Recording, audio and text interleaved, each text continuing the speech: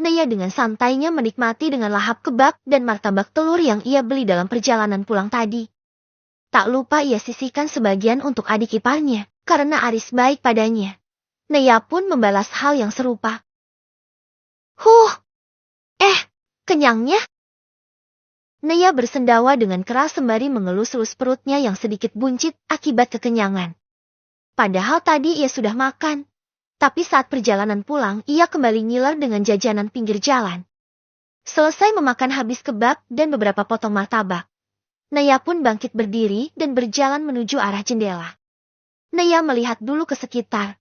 Kemudian diam-diam ia loncat dari jendela lalu berjalan mengendap menuju arah jendela Aris. Jendela tak dikunci, memudahkan Naya untuk membukanya. Ia pun langsung menaruh martabak telur yang ia sisihkan tadi di atas meja belajar milik Aris yang kebetulan letaknya dekat dengan jendela. Naya pun tak perlu susah payah untuk lompat ke kamar Aris. Setelah meletakkan bungkusan kertas minyak yang berisi martabak telur, Naya pun menutup jendela kamar Aris lalu kembali berjalan mengendap menuju jendela kamarnya. Hap! Naya mendarat dengan aman dan selamat di dalam kamarnya. Bertepatan dengan itu pintu kamar digedor-gedor dari luar. Brak! Braak! Coba tuh monyong! Kaget Naya sampai latah. Brak! Naya, buka pintunya! Seru Adi dari luar sana. Iya! Seru Naya. Setelah Naya bisa mengatur nafasnya kembali menjadi tenang, Naya pun membuka pintu kamar yang tadi sempat ia kunci. Supaya tidak ada kucing berkepala manusia yang mencomot martabak telurnya. Ceklek! Pintu dibuka oleh Naya. Adi pun langsung menerobos masuk dan membolak-balik kardus martabak telur dan kebab milik Naya tadi. Loh, mana martabaknya? Tanya Adi masih terus membolak-balik. Bahkan Adi sampai mencarinya di kolong meja rias. Ya udah habislah mas. Jawab Naya dengan entengnya. Ia tidak bohong. Memang sudah habis ia makan separuh, separuhnya lagi ia bagi ke Aris. Hah? Kamu habisin sendirian? Sebanyak ini? Adi nampak tidak percaya. Ya buktinya itu udah habis tak bersisa kan? Ujar Naya sembari melangkah ke arah ranjang dan duduk santai di sana. Serius kamu habisin sendirian kebab jumbo ini dengan sekotak martabak? Tanya Adi lagi masih tidak percaya. Pasalnya ini cukup banyak, masa ya istrinya itu mampu habisin ini semua? Padahal tadi niatnya Adi mau minta, tapi malah sang. Iya, udah habis. Habis Naya lapar banget, Jeti memakan lahap tadi kebab sama marornya. Sahut Naya kemudian merebahkan tubuhnya. Perut yang kenyang membuat Naya mulai mengantuk. Sika, pelit banget kamu. Sama suami sendiri gak disisain. Dengus Adi sembari melempar kotak martabak ke sembarang arah. Padahal tadi ia sudah ngiler akan baunya. Buru-buru memakan habis makanan yang ada di piring kemudian berniat hendak minta beberapa potong martabak telur. Tapi istrinya itu malah dengan rakusnya menghabiskan semuanya tanpa menyisakan sedikit pun untuk dirinya. Memang pelit sekali istrinya itu.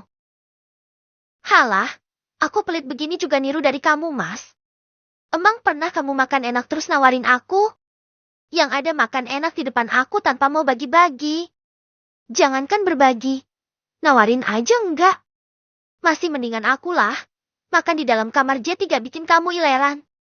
Bisa bayangin gak kalau aku tadi makan tepat di hadapan kamu, tapi kamu tak bisa mencicipi makanan enak yang aku makan tadi. Sahut Naya membalikan kata-kata Adi. Adi pun kicep. Memang itulah yang selama ini ia lakukan. Sering pulang bawa jajanan tetapi istrinya tidak pernah kecipratan. Naya selalu tersisa mencium baunya saja. Ngenes memang Jeti istrinya Adi. Adi yang tak bisa berkata apa-apa pun akhirnya memilih keluar.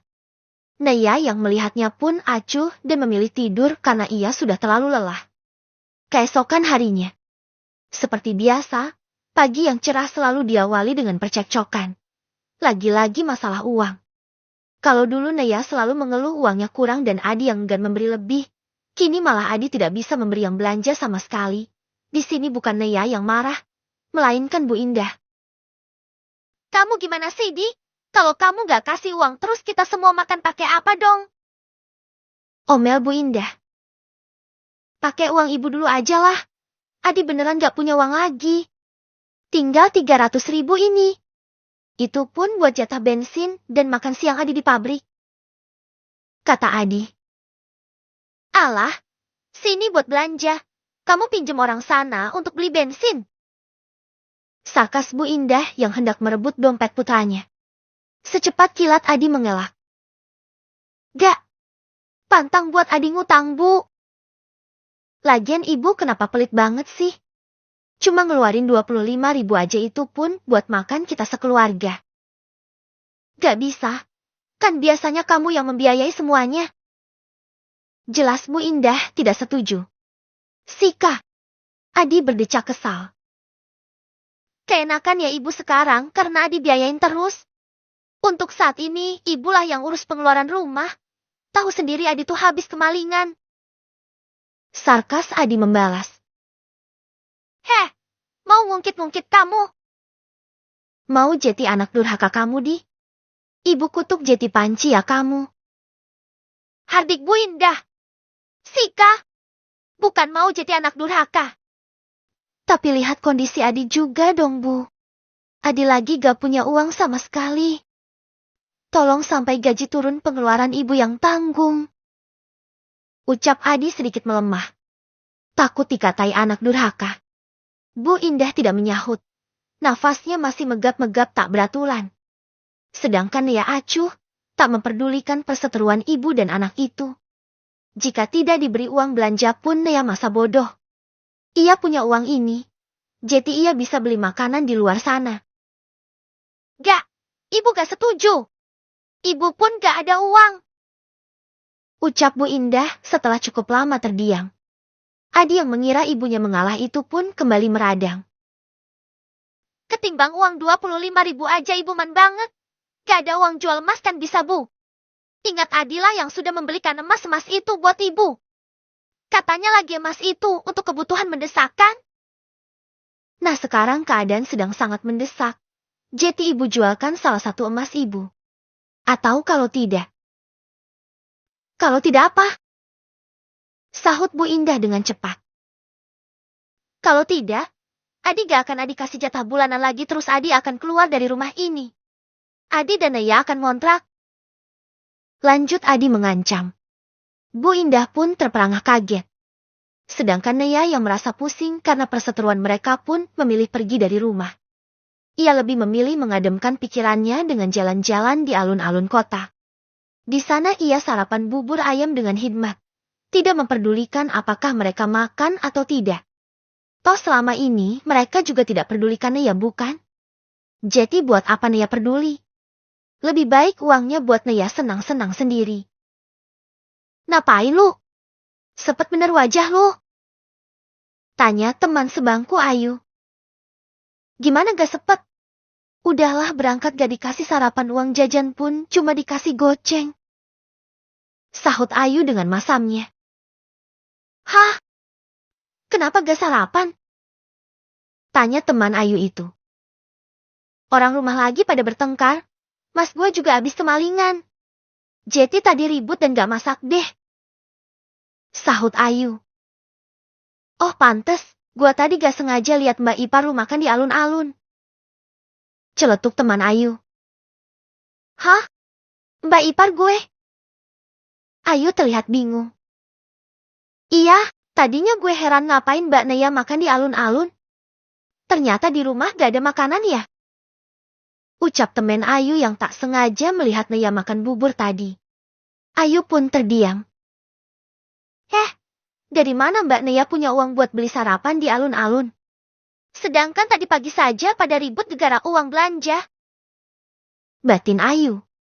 Sepulang sekolah Ayu masih belum mendapati kakak iparnya itu.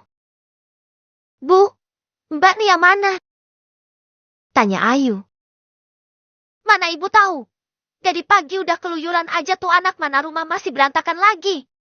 Awas saja kalau pulang nanti bakal ibu jewer telinganya itu sampai putus. Sahut Bu Indah menahan kesal.